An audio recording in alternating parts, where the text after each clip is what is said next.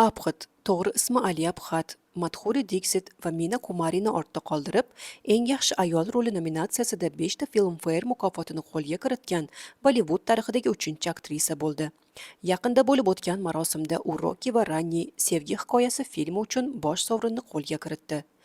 Ushbu g'alabadan oldin Nuton va uning jiyani Kajol faoliyatlari davomida 5 ta Filmfare mukofotini olgan yagona aktrisalar edi. Biroq Aliya bunday natijalarga erishgan eng yosh va eng tezkor aktrisa bo'ldi.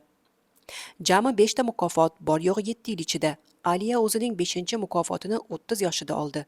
Taqqoslash uchun Kajol bu natijaga 36 yoshida, Nuton esa 43 yoshida erishgan. Aliyaga eng yaxshi ayol roli uchun birinchi sovrin 2016-yilda Uchar Punjab filmi uchun berilgan. Keyinchalik Fitna, Rocky va Ranni sevgi hikoyasi filmlari uchun Aliyaning yetakchi aktrisa sifatidagi doimiy o'sishiga qaraganda, u kelgusi bir necha yil ichida yana bir nechta Filmfare mukofotini qo'lga kiritib, barchani ortda qoldirishi aniq.